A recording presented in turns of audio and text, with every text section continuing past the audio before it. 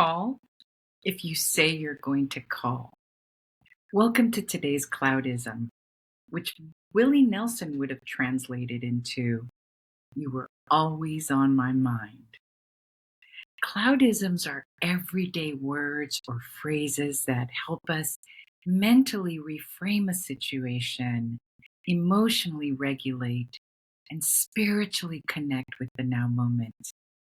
Hi, I'm Claudia Cauterucci, and I'm a Washington, D.C. based psychotherapist. I am a psychospiritual coach, and I'm a fellow life traveler. So let's dive right in. In the 80s, there was a really famous song by the country singer Willie Nelson, who I happen to love, by the way. I think he's a pioneer. And the famous romantic song that was entitled, "You Were Always on My Mind." And in the song, he would list all the ways and all the times I wasn't there at your birthday, I wasn't there for that event, I wasn't there when you did this, I wasn't there when you did that. And the chorus would go, "You were always on my mind." Do you guys remember this? You were always on my mind. And I remember being 14 and really rejecting this song as a romantic love song, even though it was viral for that era. People were going crazy with this song, stating that it was a romantic love song. And now I understand more of why, for me, it was not a romantic love song. And it's because I've had abandonment wounds, and I have been in recovery for a while from anxious attachment style. The key words for today's Cloudism are words and action. When you have actions that are not framed, I want you to really think of framing by words. It can be very confusing. For example, someone can be texting you all day long. They can be framing your day. If you haven't seen my Cloudism Frame Your Day, go take a look at it. They can feel like they're always there through these actions. And maybe, yes, you're always on their mind. The trick here is, like the Willie Nelson song, he kept saying, "You were always on my mind, but I missed all of these important milestones in your life. I missed being there every day. I missed making it a priority for me to show up in person." If actions are not framed by words, "I'm going to try and make it for your birthday and I'll be there. I am texting you every day because I want you to know that you're special to me. I'd like to come pick you up on Friday night and make plans and actually follow through." With this, you're actually framing the action. Otherwise, it's confusing and can possibly feel not gratifying. You're getting a bunch of actions, you don't know what it means. What do these actions mean? Some people might even take you away for a weekend. And it doesn't mean they are committing to you. So the question remains, what do these actions mean?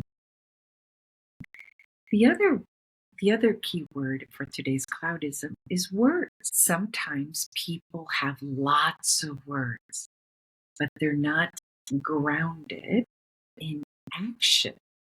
They might say, "We're going to be together. I can't wait for the day that I marry you. One day we're going to do this. I really would love to be there for your birthday. You're the one for me. Even though I'm married over here, you're the most special person for me. Even though I'm always busy somewhere else."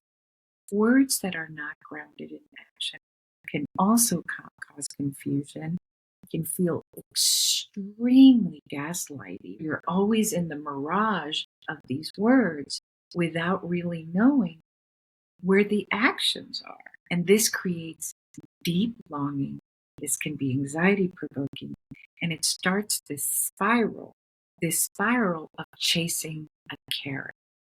Now, listen, I'm talking to adults right now, but this all starts in childhood. A parent who keeps saying, "We're going to celebrate your birthday," but doesn't. A parent who says, "I really love you," but is physically abusive. There's a lot of confusion between words and actions. Through having so many years of experience with people who've been divorced, who is the ex-spouse who will actually show up for your kid, no matter what conflict there is between you? What ex-spouse will keep actions and words together? Because sometimes, if in a divorce someone is feeling hurt or betrayed, they might not follow through with their actions, or they might use a lot of words. And so the idea that words and actions go together is so important. And it all starts with children. Why? Words that align with actions build trust. If you say you're going to do something and you do it repeatedly, the child, the lover, the coworker, the co-student, it starts to build trust. Number two, it creates integrity. Integrity in yourself. How many times have you said, "Oh, I'm going to start that diet," or I'm setting a New Year's resolution to do things? But over time, if you don't follow through, you stop believing in your own integrity. You stop believing in your own capacity to follow through. Have you had the sensation of when you say you're going to do something, you actually do it, even when no one knows? When you say, "I'm going to clean the house today," and you actually do it, that is the actual definition of productivity, is that you say you're going to complete something and you actually complete it.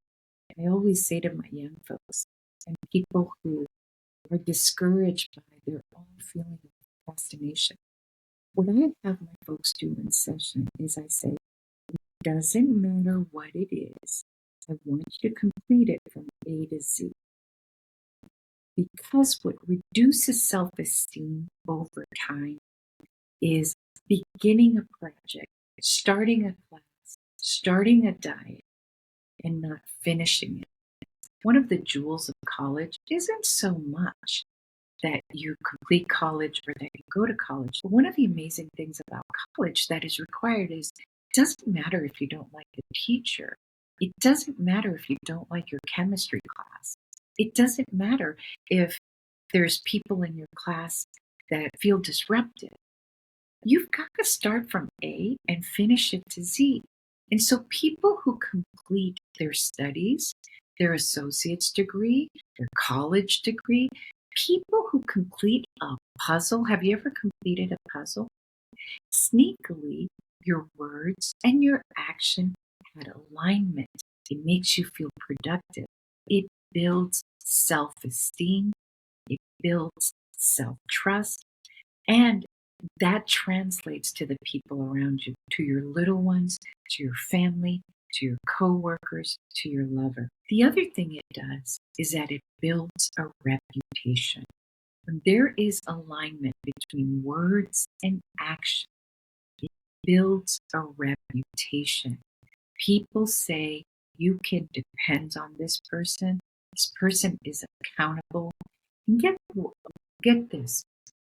When you've built a reputation and you do have a slippery day, or for any chance you can't make it, people will give you the benefit of the doubt because they trust you, because they've had a series of experiences with you where your words have matched your actions and your actions have been framed by your words. The other thing that this shows is this is a sign of maturity.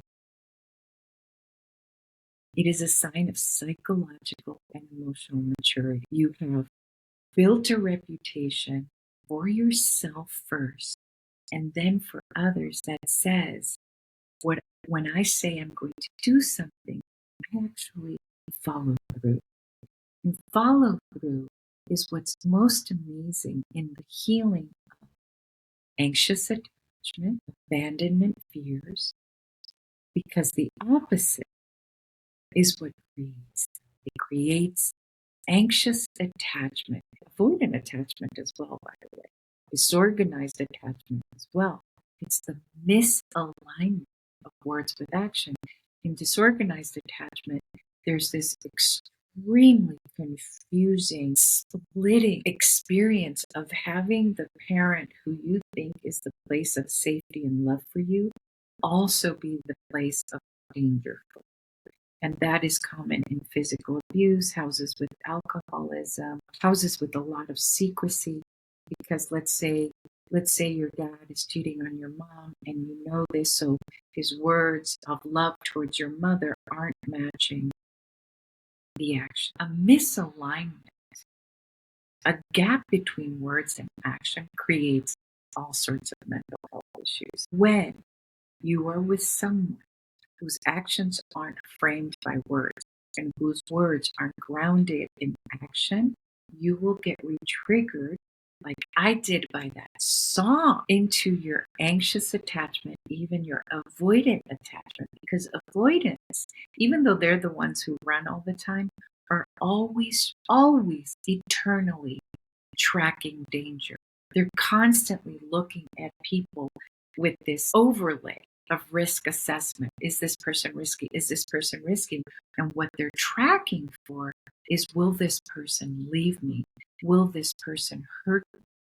Avoidants have been extremely hurt as children because of a misalignment of words and action. So it will re-trigger your trauma. It will re-trigger your attachment style, not the secure one. Secure attachment style has the alignment of words and action. Now listen, if someone, let's say your parent in a securely attached home, misses your soccer game and they said they could go, but they were given a meeting or they got a phone call from a client, the parent who aligns their word and action will explain it. So will a lover. So will a boss. So will a psychotherapist. There's sometimes I've double booked. So I have to explain and I will make it up. And I say that in words. I will make this up to you. And I follow through with my repair. All of that establishes reputation, integrity, trust, self-esteem, secure attachment. Okay? It also activates the person who desperately wants a dream. If you're someone who desperately wants to be married, you will chase the carrot of people who have a bunch of words and no grounded action. And you will keep chasing it. So here are some ways to handle it. Ask boldly. Over and over. Ask boldly, because you will get some nonverbal answers from this. Verbal too, because let's say you ask boldly, do you want to marry me or not? It's been 5 years. Are you coming to my birthday party or not? Ask boldly. Why didn't you call when you said you were going to call? If someone gets mad at you, if someone's defensive, if someone says you're tripping, this is all about you, right? You're getting an answer. If someone slowly disappears, you're getting an answer. If someone says you're absolutely right, I completely apologize. How can I make it up to you? How can I repair? That one's on me. My bad. You're getting a really good answer. A really good answer. Let's talk about it. Let's look at some dates to get married. Let's look. I can't make it for your birthday, but I do want to celebrate it. Those are the good answers. of words and actions aligning. Number 2, be honest with yourself. Sometimes we get stuck in situations where we want the carrot. We want someone to keep us in the dream. That's fine, but be honest with yourself. I keep falling for these comebacks with flowers when really you missed my party. Really, it's year 7. We're not talking about an engagement. Be honest that you are colluding or participating in someone not being honest with you and you not being honest with yourself. In the situation where people are giving you actions but no words, the same applies. Ask boldly, why are you texting me all day? For real? Why are you sending me these pictures? Ask boldly. While they follow up, is going to give you your answer.